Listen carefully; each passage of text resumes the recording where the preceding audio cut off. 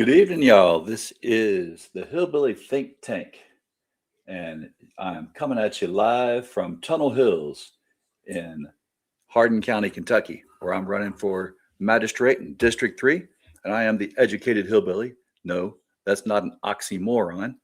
Don't call me a moron. Well, y'all, it is another beautiful day out here, and hopefully everyone got to get out and enjoy it. I know I did. And the puppies were frisky, running around in circles, having a good old time in the green grass on a beautiful Hardin County day. Y'all, um, you know, as I'm looking out today and see the gas prices still going higher and higher and higher, I'm looking how hard it is for some folks to still pursue life, liberty, and happiness. But that's what we're all about here in Hardin County. So we're not going to give up, and we're going to keep on looking for solutions to how to make it through this. Now, we've talked about the fact that with the skyrocketing price of diesel, there's no way that food prices are coming down soon. And the trucks that, ship our food, well, they've got to go quite a few miles before they get to us. So in the meantime, what can we do to make this better?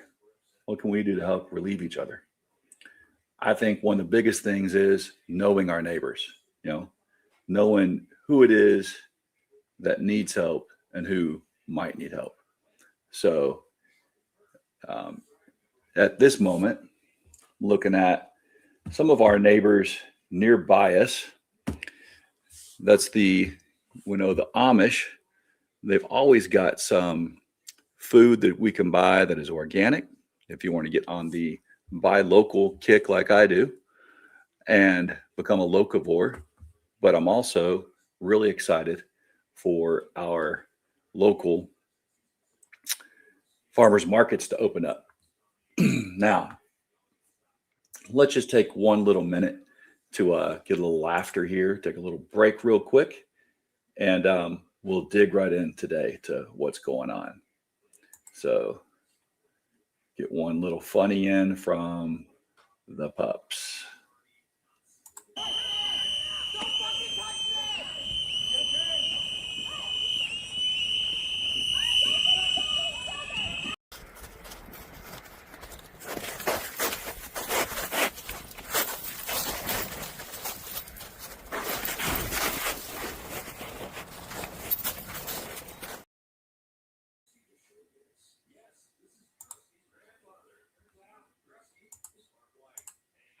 So, y'all, as I was talking to some of my kids today in class, one of the lessons we had was, is kindness contagious or not? And kindness is a contagion. We really looked at research that's being done on, how kindness can spread, how conformity can spread.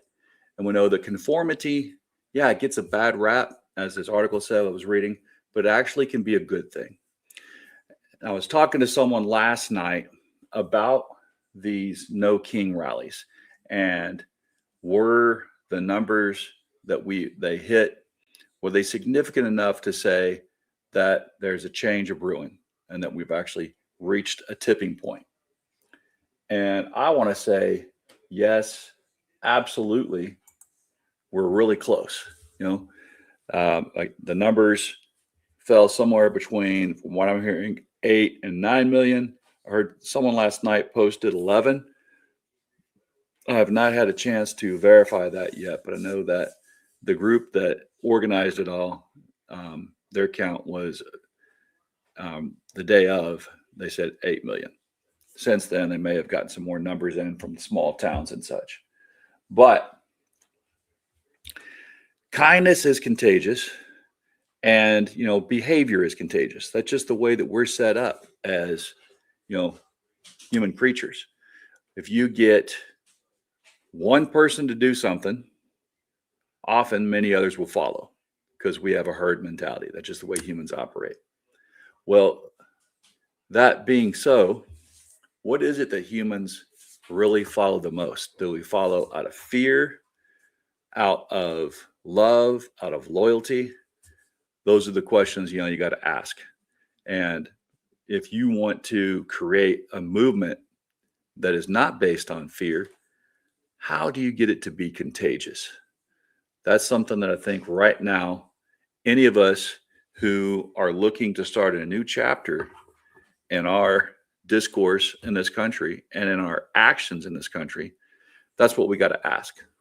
So, are we going to create our own fear machine to pass on, or do we have something more positive? So, kindness is contagious and positivity is contagious.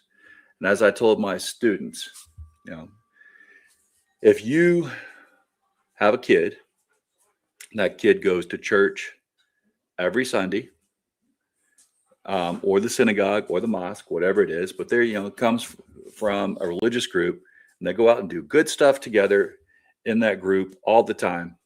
But then he decides he wants to go hang out with a new group, and he starts hanging out with kids that like to, say 10 or 15 kids, and their idea of a good time is to go shoplift, to go do things that are not beneficial to the community, selling vapes in the bathroom, any activity that will take them away from doing positive things.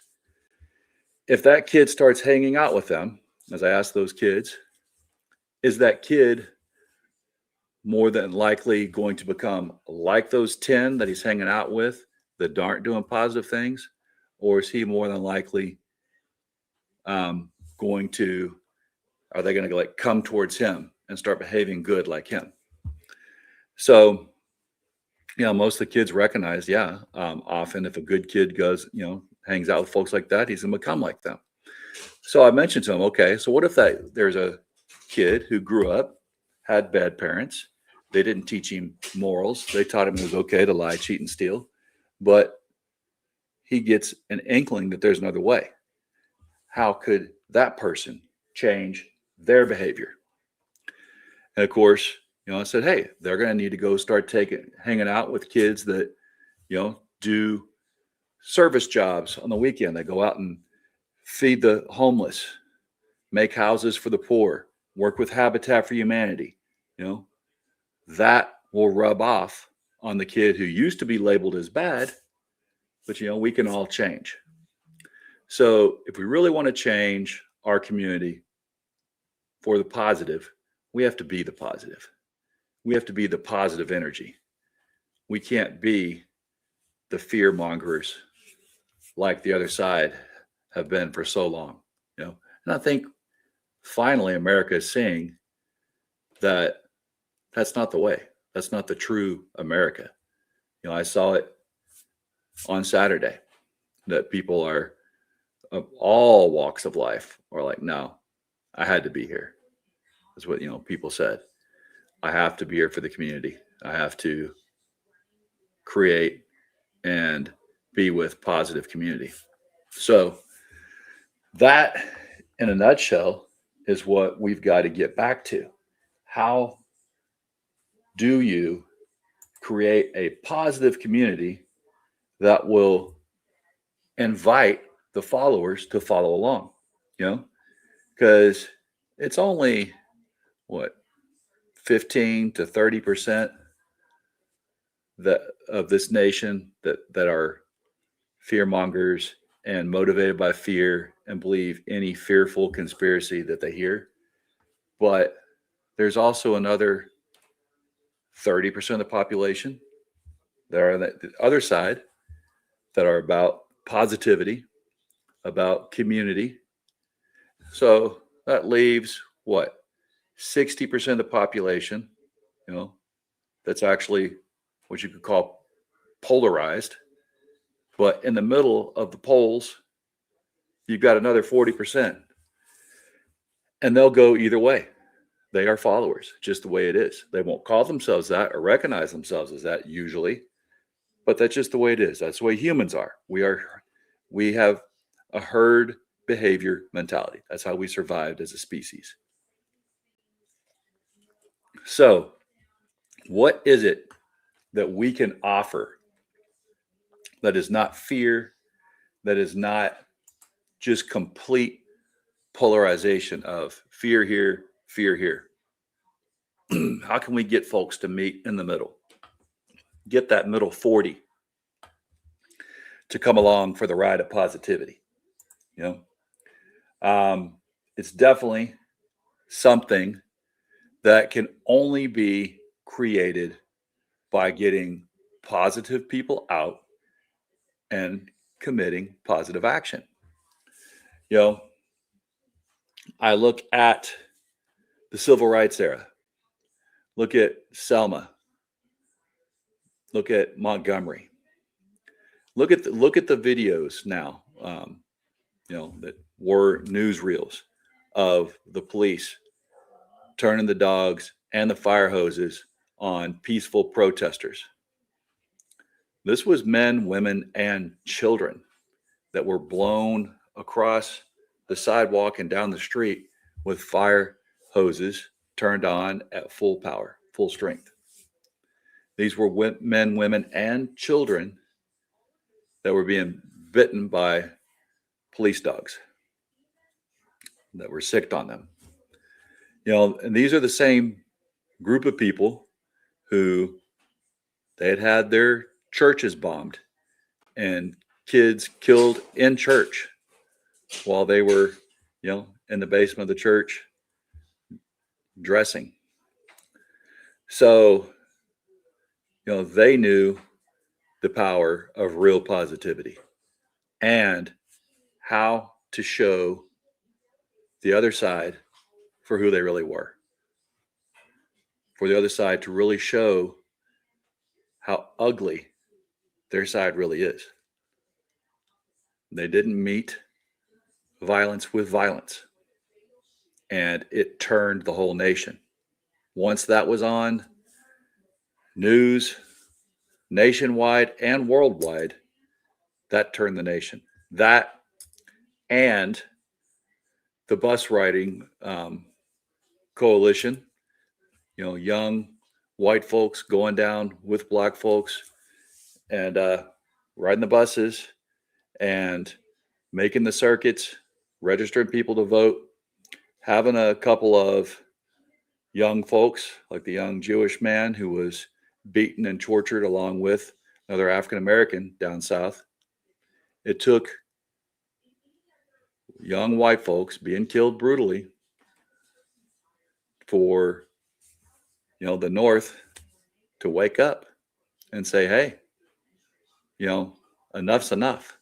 Now they're killing our kids. So anything, that we see in the streets, that we saw during Saturday's march, there are some cities such as Memphis that I've talked about, and Dallas, which really is not getting any news either, where they came out violently against the protesters. As long as protesters show more resolve than the folks like those in Selma and Montgomery, there's no way that the spirit of the evil ones in Selma and Montgomery can still rise up again today. It's impossible with the numbers that are increasing the way they are. But the question is, you've got 30% here and 30% here. Polarity. What message does the side of positivity actually have that will bring those in the middle their way? So anybody has a message that you think we can put out, let me know. What is it? I want to know. I want to pass it along. I want to be part of that living, breathing message. So, all right, let's see. We got some comments here tonight. We got Tom says, hey, I get to watch live this time. I had to be at the taxable income gig from 7 to 7 to make up for not being there on Saturday. I understand that. Coffee Cats. Hey, everyone. Please don't forget to like and subscribe. Renaissance Hillbilly saying, good evening there, Renaissance Hillbilly. Tom again. Next season, remind Scout not to eat that yellow snow. Tom Armstrong, Coffee Cats. Hey, I've hit the like button. Why isn't that anyone else? Thanks, y'all. Appreciate that. Yes, please do hit like and subscribe. All right. See here, we got better weather. Y2Y. IC4, hit refresh. Goes to John Brown. Unfortunately, what came from the civil rights era was only half measures. Well, it wasn't half measures to folks that weren't getting lynched anymore. It wasn't half measures to kids that actually got to go to school with white kids and actually got to go to school from the 7th grade on to the 12th grade here in Kentucky after that. Because from 1904 to 1955, Kentucky had a law where black people couldn't go to school with white people. And that finally ended in 55. Officially, the law was struck down.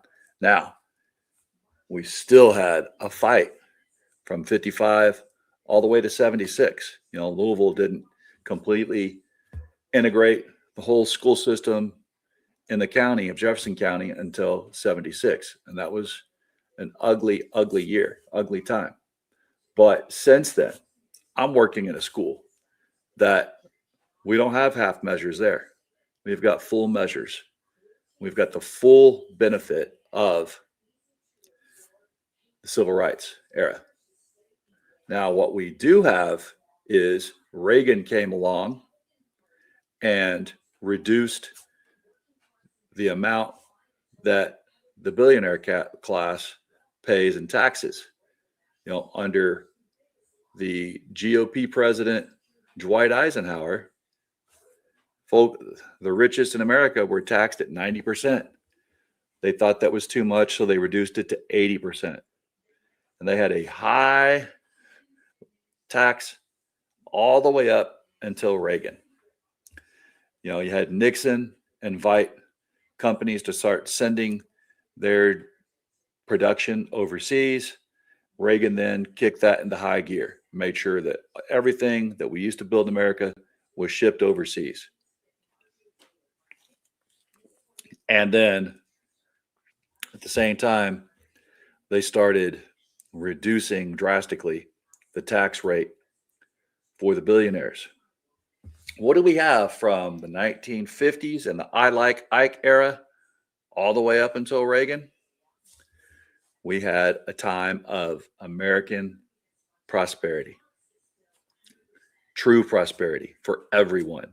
We had folks now going from many people having no cars to most Americans being able to have one car and maybe even two. That happened when we had the highest union labor rates ever in our nation. And the folks who inherited all their wealth and were billionaires were taxed highly. We were very productive. We built the best roads in the world. But that all ended when Reagan came along and convinced everyone that the rich needed to pay less and that they would let things trickle down here and there, just like I let this trickle down my throat. But that's even less than that. So it's been since then, you had then you saw in the 80s, greed is good was the idea. That was the Reagan era. Greed is good. And with the tax breaks for the wealthy came one of the worst stock market hits that we had had since the Great Depression. Once he tried to revert everything to being back the way it was when Hoover was president and when Franklin Delano Roosevelt had to clean everything up. So, what did we get after that? Well, we had 4 more years of Reagan under Bush. Then we had 8 years of someone trying to clean up that mess, but not quite. Talking about John Brown's half measures. Clinton was he wasn't truly an economically liberal Democrat at all. Actually, he was fiscally, he was a conservative Democrat. So, but he did, if you recall, actually make Social Security solvent. All the years up until Clinton, we kept hearing, oh, there will be no Social Security for Generation X. No Social Security. It's impossible. It's going to go bankrupt. Well, Clinton changed that. And Social Security was not going bankrupt under his tenure. It actually was in the positive. And it was slated to be that way. Then what happened?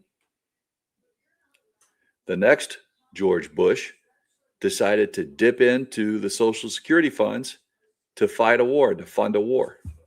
Does that sound familiar? So we had the ability to have Social Security actually function. But, they haven't been happy that we had Social Security ever since Franklin Delano Roosevelt created the Social Security system.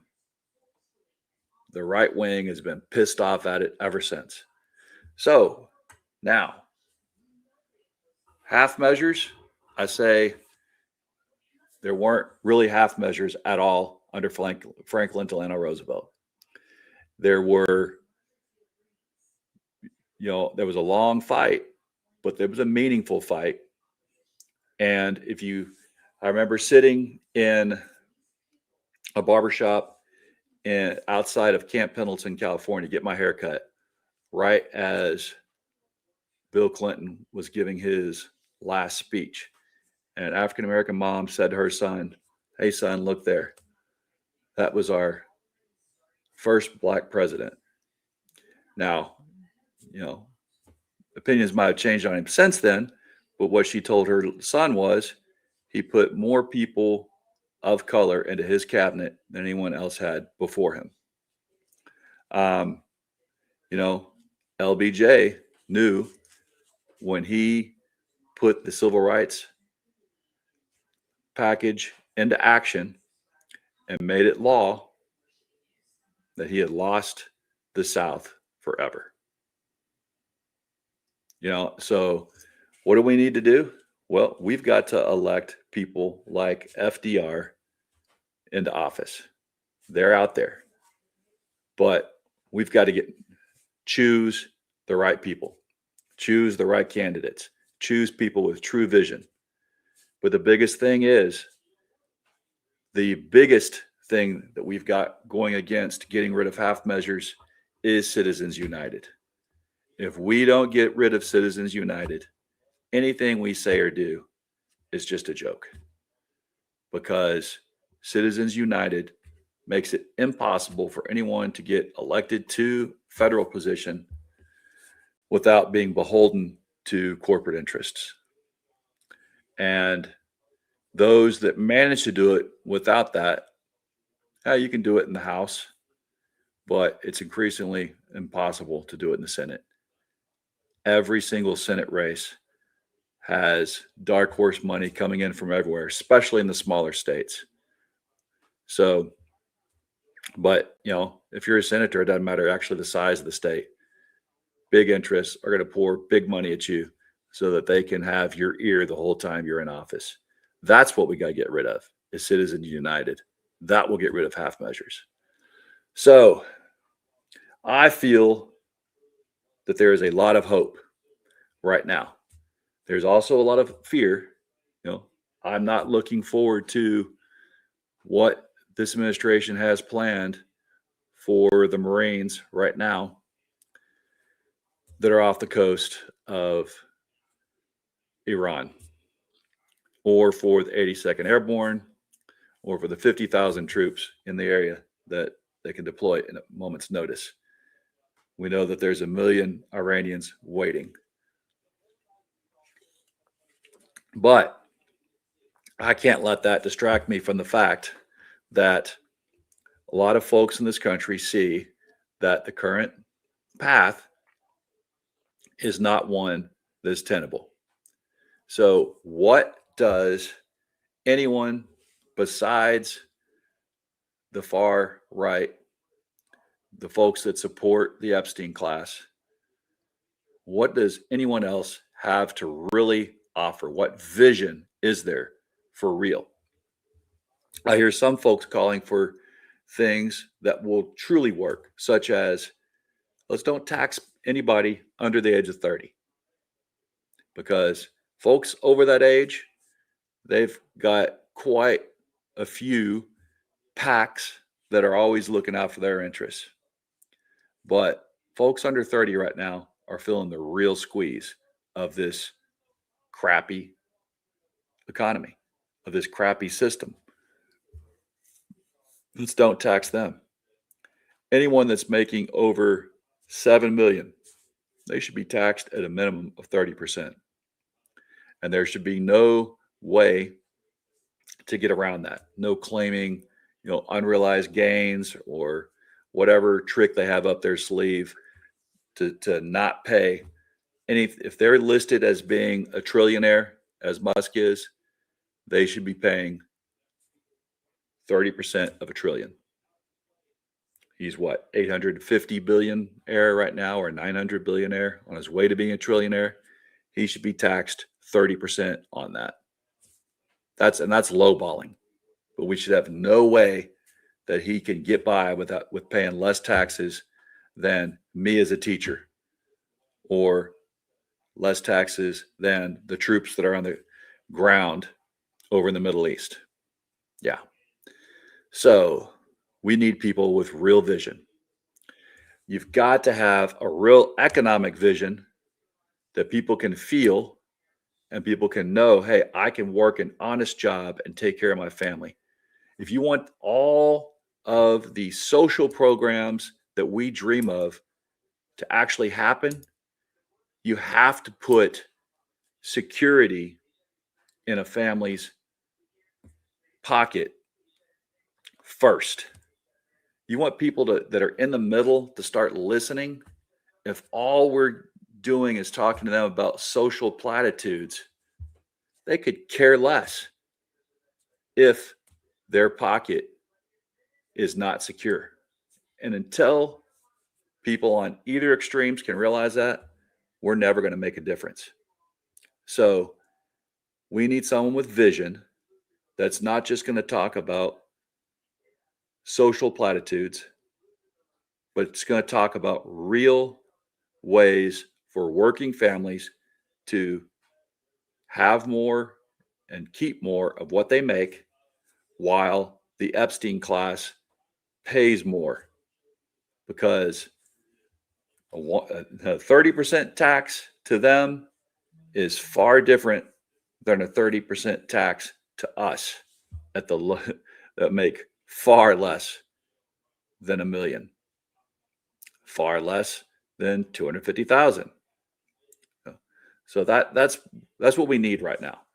Anyone else who can only talk about social programs, while people are feeling the crunch of this economy, no one's going to listen to you. And that's what Democrats have been failing to recognize for the past 20 years. Definitely the last few election cycles. So we've got to get people of real vision who can really come up with a real economic vision that is for everyone in this country. And then people will listen to any of the social ideas that we have once they know that their families are secure. And we just don't have people that can talk that anymore. That's what Franklin Delano Roosevelt gave everyone. He could have become a tyrant. He could have become a dictator when he was elected. The country was in an absolute shambles, absolute disarray. people thought that democracy was probably dead. But a real leader came in with real vision and made a real change that we still feel to this day,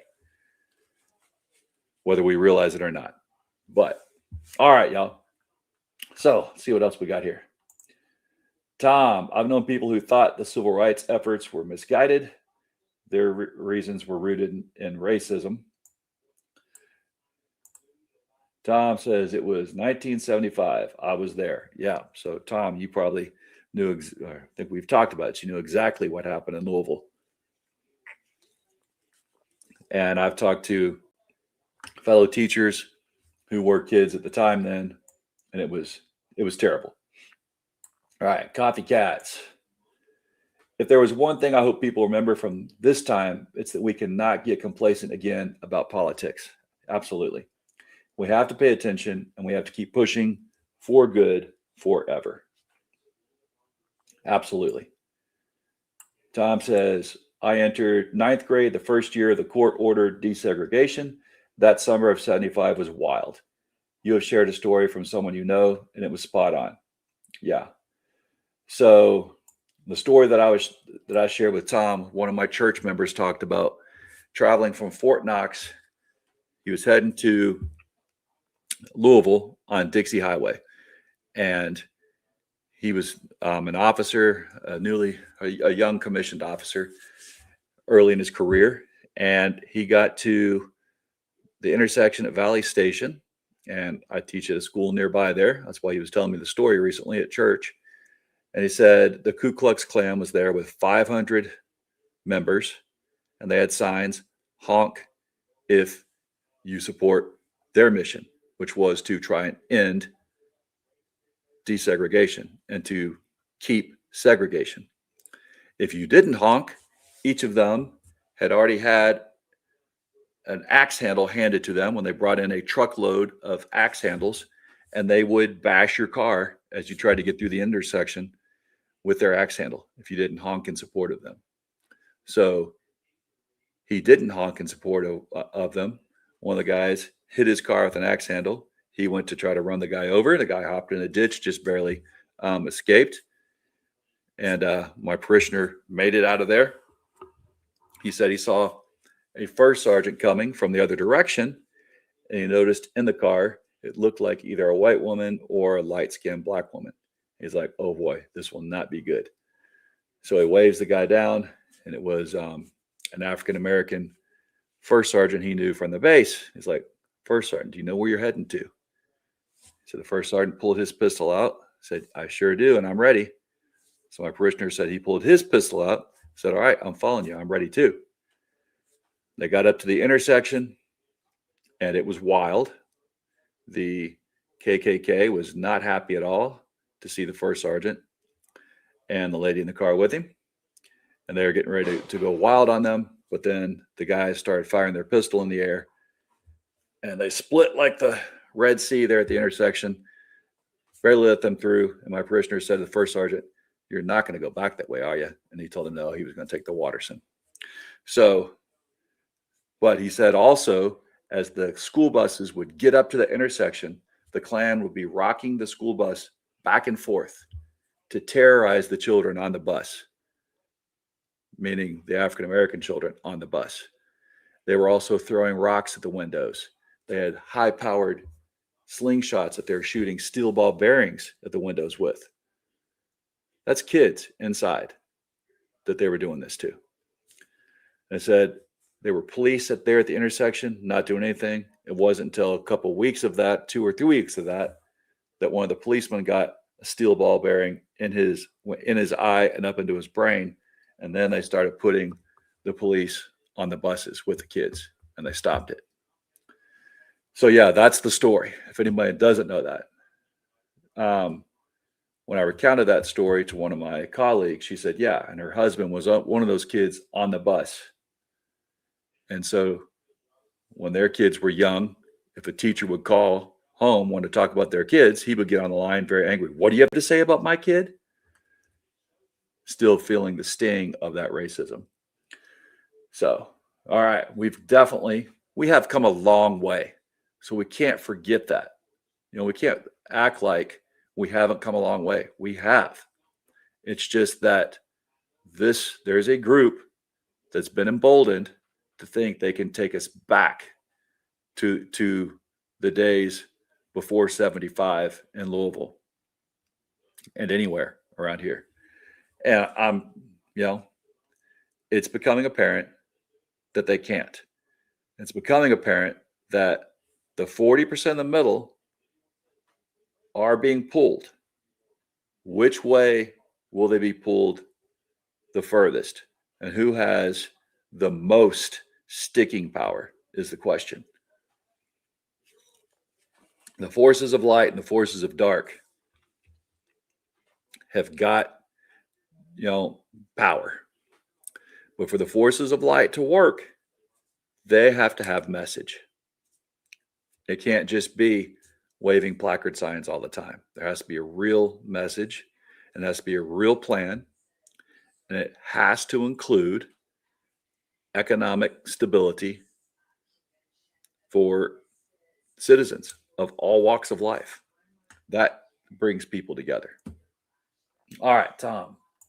Tom says, I still blame Ronnie Reagans for a lot of evil civil ills. Yeah, absolutely. And have an age. Thank you. Appreciate that. Renaissance Hillbilly says, I really hate this phone and the fact that YouTube won't allow me to edit my comments and correct typos. Yeah, I think that's actually a YouTube thing. I hate it too. All right. Jonathan says, it has to be more than money that the PACs are holding over politicians. Statistically, we should have had at least a couple turn on their donors. I don't know. Money goes a long, long way when they have a lot to throw at them. Because you have to also remember, power corrupts, but absolute power corrupts absolutely. So once you give folks some power, then that money and that power, they're an aphrodisiac. They're strong. All right, Renaissance Billy, I have no desire to be buried in an earthen dam. I don't accept that allowing myself or others to be beaten is necessary for change. We have to fight back. So, Coffee Cats, we are too stubborn not to fight back and keep fighting till the bitter end. So there is a history of that also, and it has worked at times. We know that Blair Mountain was all about that the Hardin County Wars was all about that. So there is a time and place for all of it. But right now, the fact that these protests have been peaceful on our part, but not on the part of the other side, that is telling, and people are taking notice of it, and it is moving folks. Renaissance Hillbilly, this country has to have some permanent guardrails put in place to prevent another mess like we're in now. And that is the only thing that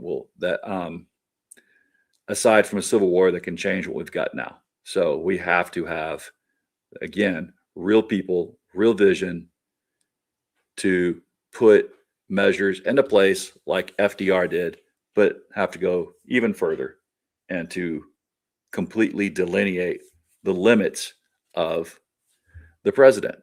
We know that de Tocqueville warned us that our U.S. president was someday going to become a king and become tyrannical. It's been quite a few years before his prophecy has come true, but here we are. And, this is the fruition of what he foresaw. So how do we correct that? Only way is by putting truly preventative guardrails in place. All right, y'all. I've had my little time to ramble. Tomorrow night, I'm going to talk about something that Jonathan gave me. And yeah, hope you'll tune in. I'm also going to have 2 special guests on. We're going to have stars on here again. from Chicago, the urban farmer. Also going to have Dr. Yonder Gillihan from Boston College on here. He's going to talk about his urban farming and how it's going. And, we'll talk. So it's basically two quasi-similar climates, although I'd say Chicago has probably a bit growing season than Boston, but I'm not completely positive. We'll let the two compare notes on that. And yeah, pitch in and come on in and tomorrow night, listen up. And if you've got any good knowledge to hand out to us about how to, do small scale farming, large scale farming, any experience, come on in and talk about it tomorrow. All right, y'all. Again, here in Kentucky, we know that united we stand, divided we fall. And we can't be divided if we are loving our neighbor as ourselves. And the only way to keep on loving our neighbor as ourselves is to recognize we are our sister's keeper, we are our brother's keeper. Bless your corazon. Remember everyone deployed, and have a great night. And let's get at it. Create vision. Create what we need this country to be.